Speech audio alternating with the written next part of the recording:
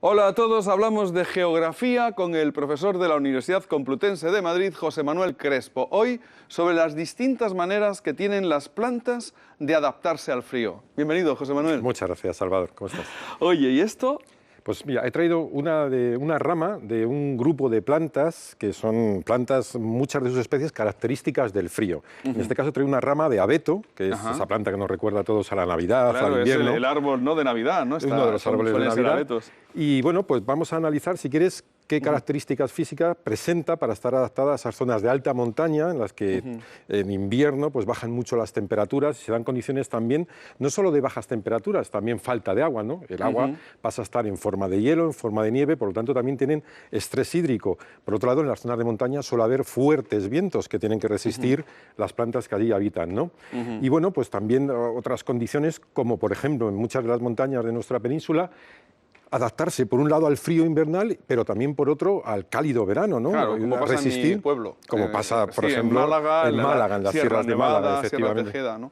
Que tiene que pasar, pues, por ejemplo, hay sierras en nuestro país que pasan de temperaturas de menos 15, menos 20 grados en invierno, pues a más 30, 35 en verano. Fíjate la amplitud térmica que tienen que resistir, ¿no? Claro. Entonces, por ejemplo, una de las adaptaciones características de estas plantas, en este caso como decía un abeto, es, primero, una gran flexibilidad en sus ramas, como puedes ver, para soportar y desprenderse del peso de la nieve, ¿no? Claro. Es algo característico que podemos ver cuando subimos al Pirineo, subimos el sistema central, el sistema ibérico, en esas masas de pinos, Pinus nigra, Pinus uncinata o pino silvestre, como es este caso, vemos que son muy flexibles. Otra adaptación característica de las especies arbóreas de alta montaña son las hojas de pequeño tamaño, ¿no? Si vemos, ¿te acuerdas que hicimos un programa en el que hablábamos de los 6 pinos que habitaban en la península ibérica?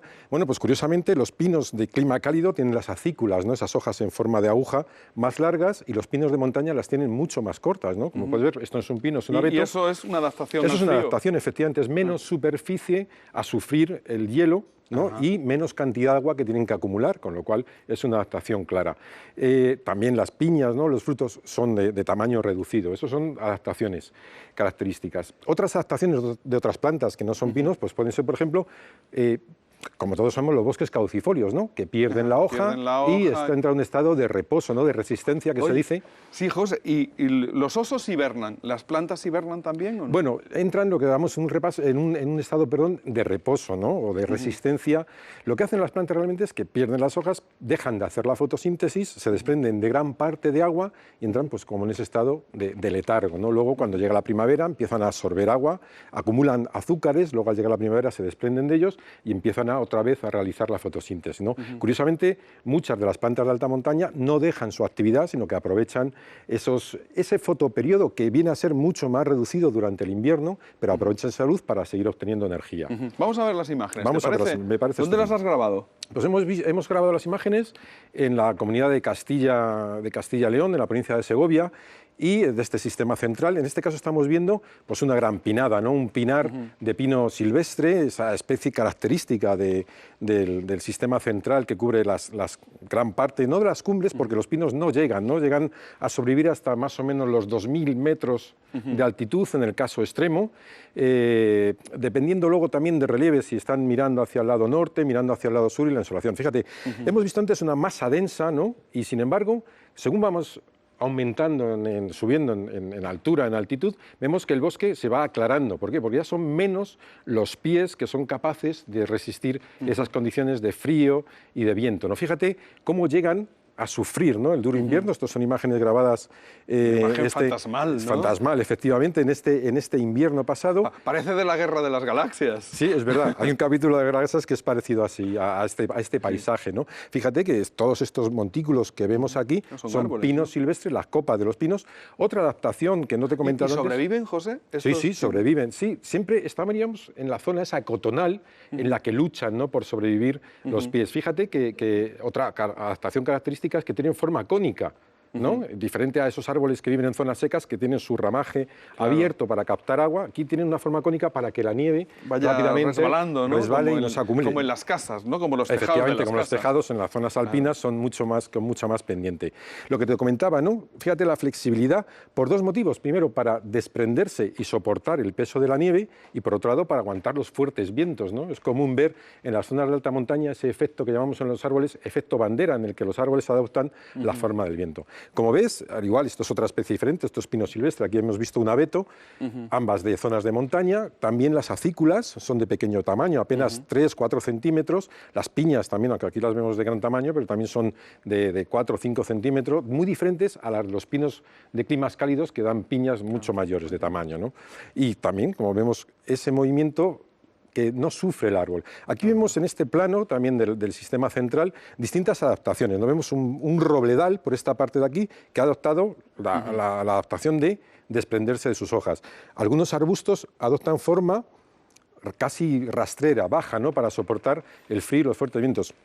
Y luego, como vemos aquí, la banda de pinar. Y como ves, las especies vegetales se van distribuyendo en lo que llamamos pisos bioclimáticos, ¿no? Pisos altitudinales, se van distribuyendo por altitud, de tal manera que las plantas que viven en este piso pues no van a soportar las temperaturas de abajo, igual que el pino vemos que aquí tiene su factor limitante y por encima van a crecer pues matorrales o festuca, como es este caso. Aquí nos vamos a la época estival, al verano, y vemos cómo cambia la montaña. Fíjate, aquí curiosamente aguantan unos cuantos pinos, pero porque aquí el relieve se lo permite. Estamos en una orientación casi sur, y cómo le permite que los pinos, en ese caso, resguardados de los vientos por la pared, y lo que te decía, otras especies adoptan formas que se llaman rastreras, ¿no? Por ejemplo, los enebros, cuando crecen en zonas más cálidas, adoptan un porte arbustivo o arbóreo, y sin embargo, cuando están en alta montaña, crecen pegados al suelo, en esta forma que se conoce como forma rastrera, ¿no? El pino... En este caso, Juniperus alpina, el enebro alpino. Y vemos otras especies, ¿no? Como, bueno, pues aquí en el fondo vemos las típicas praderas de festuca indigesta, que ya es cuando ni siquiera el matorral es capaz de crecer, pues se da paso a la pradera, ¿no? Esto es una adaptación de soportar el peso también de la nieve, las altas temperaturas, los fuertes vientos. Eso, lo que te digo, son matorrales almohadillados, que se llaman. Muy bien, José Manuel. Pero yo creo que estamos a punto de terminar, pero me gustaría que nos indicaras cómo podemos aprender algo más de esto. ¿Hay, por ejemplo, alguna página web o algún sitio? Bueno, hay libros exactamente de adaptación de plantas, no, generalmente en las guías, pues un poco puede hablar. Hay un libro que es un clásico del estudio de la ecología, que es el título es Ecología, en la editorial Omega, de Ramón Margalef, que te sonará como uno de los grandes de la ecología. ¿No? Efectivamente, es quizás el autor más conocido de todos los tiempos en nuestro país respecto a la ecología, y ahí en su manual pues dedica varios libros a la adaptación a los distintos climas, ¿no? Pues a clima desértico, clima de montaña, ahí podemos encontrar bastante información. Muy bien. Entonces, si quieres, podemos hacer una pequeña conclusión, es decir, los árboles, igual que otros seres vivos como nosotros, son capaces de adaptarse a las diferencias. Con la diferencia de que los otros seres vivos, como los aves, los mamíferos, pueden migrar, pueden abrigarse, pueden refugiarse. Las plantas no se pueden mover, al menos no se pueden mover a nivel de individuo, o sea, a nivel de especie, con el paso del tiempo. Entonces, pues tienen que adoptar distintas estrategias. Hay plantas, por ejemplo, que pasan el invierno en forma de semilla y que, curiosamente, esas semillas necesitan pasar un periodo de temperaturas muy frías para poder germinar en primavera. ¿Por qué? Eso evita que si hay momentos cálidos, germine antes, ¿no? Que germinara, por ejemplo, en otoño y se echara a perder al llegar al invierno. Por ejemplo, es conocido por todos los bulbos, plantas, por ejemplo, como las orquídeas o los lirios, que pasan en la época de más bajas temperaturas, enterrados en el suelo, que mantiene una temperatura mucho más benigna, en forma de bulbo, y luego cuando llega la primavera, pues vemos florecer esas preciosas flores. Muy bien, José Manuel. Y dentro de 15 días, ¿de qué nos vas a hablar? Pues vamos a hablar, sabes que de vez en cuando dedicamos nuestro tiempo a alguna especie de árbol, ¿no? De nuestro país. Pues lo vamos a dedicar en esta ocasión, hemos hablado de robles, de encinas, en este caso vamos a dedicar al fresno, que es otra de esas especies que sí forman grandes extensiones y que sí que tienen una importancia grande para nuestros paisajes, ¿no? Hay paisajes que se deben prácticamente a la existencia del fresno, ¿no? Muy bien, José Manuel. Muchísimas gracias, como siempre. Nos vemos dentro de 15 días. Gracias a vosotros. Hasta pronto.